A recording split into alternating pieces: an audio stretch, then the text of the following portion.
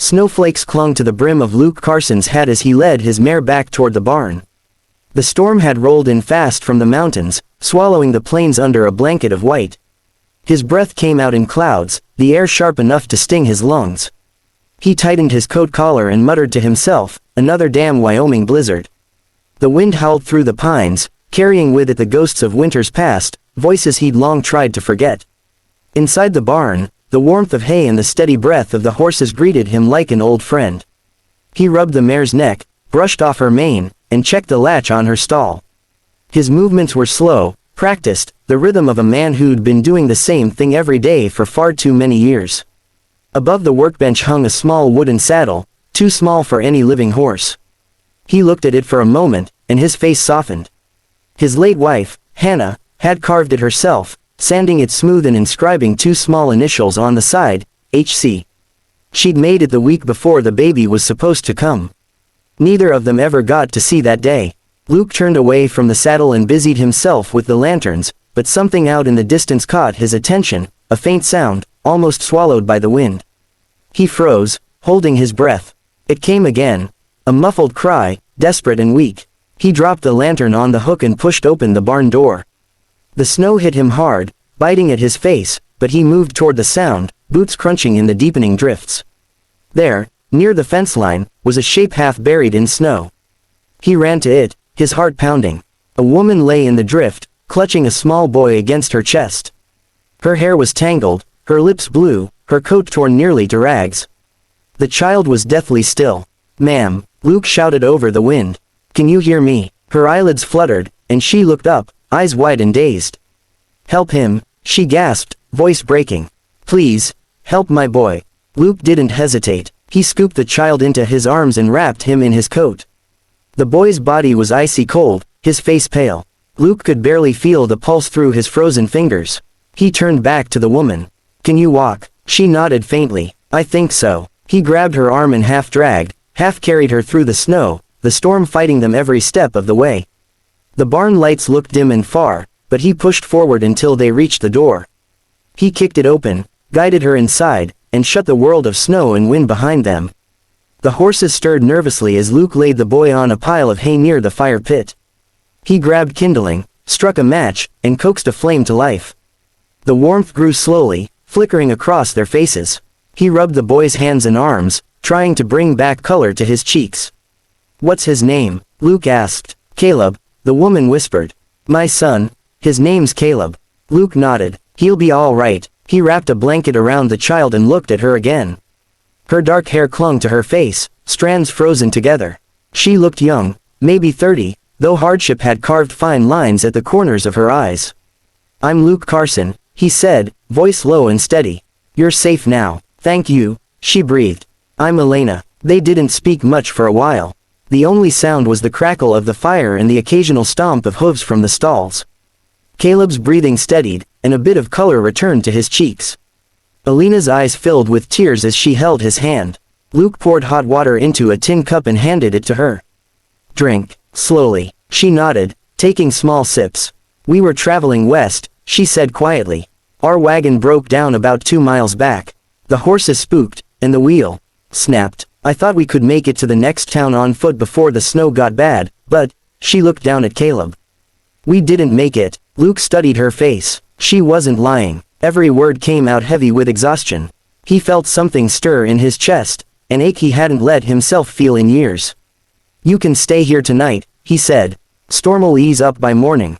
Elena nodded gratefully, her lips trembling. "Thank you. I don't know what we would have done if." Her eyes fell on the small wooden saddle hanging on the wall. She paused, tilting her head. "That's beautiful," she murmured. Luke followed her gaze. "Made it a long time ago," he said quietly. "Was supposed to be for my kid." Her expression softened, and for a moment, silence filled the barn, soft, fragile, almost sacred. Then Caleb stirred. He opened his eyes slowly, blinking up at the flickering firelight. Elena leaned down, brushing the hair from his forehead. "You're all right, sweetheart. You're safe." Caleb looked around, confused. Then his gaze landed on the saddle.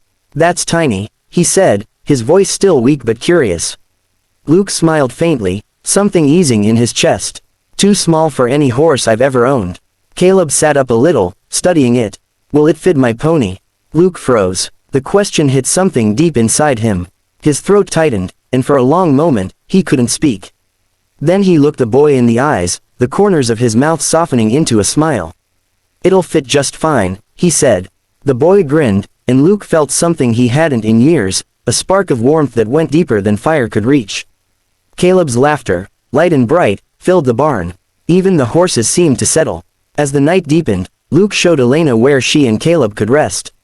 He brought in extra blankets, made sure the fire stayed high, and even fetched some soup from the house. When Elena finally lay down with her son, her hand resting protectively over his, Luke sat by the doorway for a while, just watching. The snow outside fell softer now, like a lullaby over the land. For years, this ranch had felt like a tomb, a monument to what he'd lost. Every plank of wood, every broken fence, every star above had reminded him of Hannah and the future that never came. But tonight, something felt different. He stood and walked over to the small saddle, running his calloused hand over the smooth edges. The firelight caught the carved initials, HC, and he whispered, "You see this, Hannah? Maybe life's not done with me yet." He turned back to where Elena and Caleb slept. The child's small hand rested over his mother's arm, his face peaceful now. The sight pulled at something deep within Luke, something that hurt but healed at the same time. When he finally returned to the house, the silence no longer felt suffocating. He poured himself a cup of coffee, sat by the window, and stared out into the snow. The wind had softened, carrying only the sound of the barn door creaking in the distance. For the first time in years, Luke Carson didn't feel alone. He didn't know what tomorrow would bring, whether Elena and Caleb would leave when the snow melted, or whether fate had something else planned, but for that single night, he allowed himself to feel hope. And when he finally drifted to sleep, the last thing he saw in his mind was that tiny saddle, and a little boy's laughter echoing through the barn like a promise that maybe, just maybe, it would fit just fine. The snow began to melt slowly, revealing patches of golden grass beneath the pale winter sun. Days turned longer, softer, almost forgiving. Luke Carson found himself waking earlier, no longer haunted by the hollow stillness of his house. For the first time in years, there were voices again, small, gentle. Sounds that gave his mornings a pulse. The sound of a woman humming as she stirred the fire, the quiet patter of a child's feet running across the porch, the soft laughter that rose when the horses neighed. Elena had stayed longer than she planned. At first, she said it was only until the weather cleared. Then she offered to help with the cooking, the laundry, the horses. Luke hadn't argued. There was something in her presence that soothed the air around the ranch. She didn't pry into his past or try to fill the silences that had long become part of him. She just fit, and somehow, Caleb fit too. The boy followed Luke everywhere. He'd wake up early, tug on his boots, and find Luke out by the corral, mending fences or checking on the cattle. "Can I help?" he'd ask every time, his small hands eager and unsteady. Luke always found something for him to do, hand him a brush, or let him hold the reins while he checked a saddle. It wasn't much, but it meant everything. One morning, as the sun spilled across the valley, Caleb stood by the fence watching the horses gallop across the field. His eyes shone. "Which one's yours, Mr. Carson?" Luke leaned on the fence post beside him. "That one there," he said, pointing toward a chestnut mare with a white blaze. "Her name's Grace. Can I ride her?" Caleb asked, his voice filled with excitement. "Not yet," Luke said with a small grin. "Grace's got more spirit than both of us put together. You start with something gentler. Like Daisy." Caleb wrinkled his nose. "Daisy's old. She's patient," Luke corrected. "That's better than wild." Elena watched them from the porch, her hands folded around a steaming cup of coffee.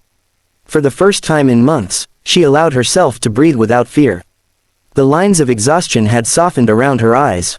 Still, there was something cautious in the way she carried herself, like she'd been bracing for disappointment for too long to trust peace. That afternoon, Luke rode out to check the northern fence line. He offered to take Caleb along, and Elena hesitated, but Luke said, "Don't worry.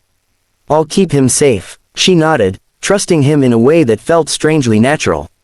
The ride was slow and quiet, filled with the crunch of hooves over thawing ground.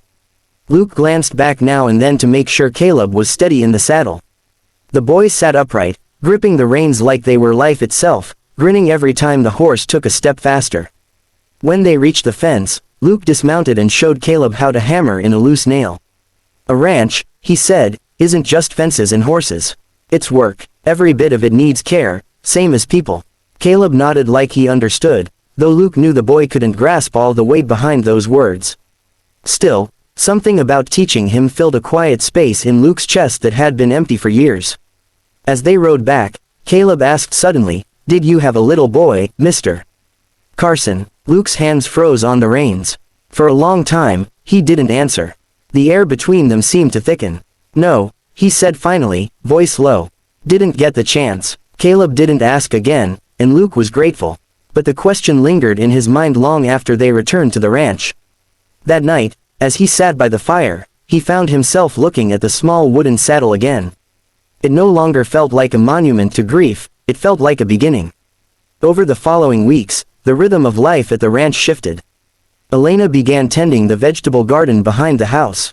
Caleb learned to feed the chickens, to stack firewood, and even to brush the horses without fear. Luke fixed the old windmill and started restoring the corral fence that had fallen into disrepair. Some evenings, after supper, they'd sit outside watching the sunset burn orange across the plains. Caleb would tell stories about his father, half memories, half things a child invents to make loss less heavy. Elena would listen quietly, her hand resting protectively on his shoulder. Luke never interrupted, he just listened, feeling something stir in him that he thought had died along with his wife, a sense of belonging. One night, after Caleb had gone to bed, Luke and Elena lingered by the fire. The flames flickered, throwing soft light across their faces. She broke the silence first. "You've been kind to us, Luke," she said softly. "More than anyone's been in a long time." He shrugged slightly. "Didn't do much. You saved our lives." Luke looked into the fire, his jaw tight. "Maybe you saved mine too." She turned to him, eyes wide, but he didn't look away. For a moment, there was only the sound of the wind through the shutters and the steady pop of the fire. Neither spoke again that night, but something unspoken passed between them, something warm and fragile, built from shared loss and quiet hope. Spring came fast. The snow melted completely, the rivers swelled, and the meadows burst into color. Elena mentioned leaving again, said she had to find work, a place of her own. Luke listened in silence, but the thought of the ranch without their voices gnawed at him. One morning, she packed a few bags, loading them onto the small wagon Luke had helped repair. Caleb stood beside her, his face shadowed with confusion. "Are we really leaving?" he asked. Elena hesitated, her hand tightening on the reins. "It's time, sweetheart. We've stayed too long." Luke stood a few paces away, his hat pulled low, his expression unreadable. He wanted to say something, anything, but the words stuck in his throat. Then Caleb ran to the barn, shouting, "Wait!" He came back carrying the small saddle, cradling it like treasure. "Can we take this?" he asked. "It'll fit my pony." Luke looked at the saddle, then at the boy's hopeful face. For a long moment, the air was thick with everything unsaid. Then he stepped forward, his rough hands brushing over the saddle's worn edge. "That saddle belongs here," he said gently. "But, you belong here too." Elena froze. "Luke." He met her eyes, steady, certain now. "You don't have to go. Not unless you truly want to. This ranch, it needs more than one set of hands. And he stopped, taking a slow breath. "I've been alone long enough." Tears welled in her eyes, but she smiled through them. "Are you sure?" Luke nodded once. "Yeah," he said quietly. "I think it'll fit just fine." The words hung between them, soft and certain. Caleb grinned, clutching the saddle to his chest as if it was the proof he needed. From that day on, the ranch changed for good. The laughter that had once felt like a ghost became part of its daily rhythm. Elena filled the house with warmth, with scent of bread and wildflowers. Caleb grew stronger, surer in the saddle each day. Luke found himself smiling without meaning to, humming sometimes while he worked, small signs of life returning to a place that had almost forgotten how to breathe. One evening, as the sun dipped low and the sky turned the color of copper, Luke stood by the corral watching Caleb ride. The little boy's laughter carried through the wind, free and bright. Elena stood beside him, her hand brushing his. Luke looked out across the land, the fields bathed in gold, the sound of life echoing where silence once ruled. He didn't speak, didn't need to. Somewhere deep in his heart, he knew that Hannah would have wanted this, wanted him to find love again, to let go of the ghosts and live. And as Caleb galloped past, calling out, "Look, Luke!" It fits. The rancher felt a quiet peace settle in his chest. He smiled softly, his voice barely a whisper. Yeah, kid, he said. It sure does.